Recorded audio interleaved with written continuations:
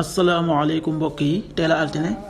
ñeenti fan ci dul qiyada muy weeru diggi tabaski di fukkeelu weer ak benn ci atum junni ak ñeenti téeméer ak ñeent fukk ak juróom ci gàddaa yonente bi sallallahu alayhi wa sallam dëpp fukki fan ak ñett ci weeru mai ci atum ñaari junni ak ñaar fukk ak ñeenti fan bokkul ci lim yu fàtti lim bu rafet la kon tey ci altine ji rafet na lii ci gën a taamu mooy ku ca watu wala ku ca daloo altine ju nekk sunna la ci ku ko man mu woor ko ñaanu bis bi yow sunu borom yàlla na nga nu defal tuyaaba ci àddina ak àllaaxira yàlla na nga nu musal ci mbugalum sawara rabbana atina fi dunya xasana wa fil axirati xasana wa qina adaban naar rabbana atina fi dunya xasana wa fil axirati xasana wa qina adaban naar xadisu bis bi yonent bi sallallahu alayhi wa sallam nee na ñaan ci diggante noddu ak liqaam lu ñuy nangu la kon na ngeen ciy ñaan yàlla xadis bi abu yaala génnee na ko qaala rasulullahi sallallahu alayhi wa sallam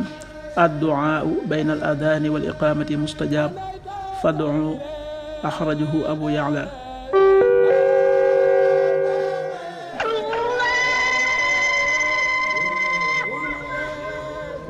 waxtu julli yi suba waxtum dana tàbbi 5h26 juróomi waxtu yi tegal ñaar fukki simili ak juróom benn tisba 13h30 benn waxtu wu tegal fanweeri simili takkusaan 16h30 ñeenti waxtu yi tegal fanweeri simili timis 19h27 juróom-ñaari waxtu yi tegal ñaar fukki simili ak juróom-ñaar gee 20h38 juróom-ñetti waxtu yi tegal fanweeri simili ak juróom-ñett loolu mooy waxtu julli ci Touba ak li ko wër bu fekkee nekkoo Touba soo ko féetee penku ñaar fukk ak juróom-ñaari kilomètre dina wàññil benn simili soo ko féetee sowwu ñaar fukk ak juróom-ñaari kilomètre dina yokkal benn simili soo ko féetee gànnaar wala Saloum téeméeri kilomètre dina yokkal benn simili jant bi dana fenk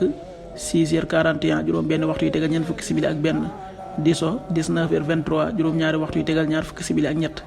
yàlla na nu yàlla nangul te nangul leen amin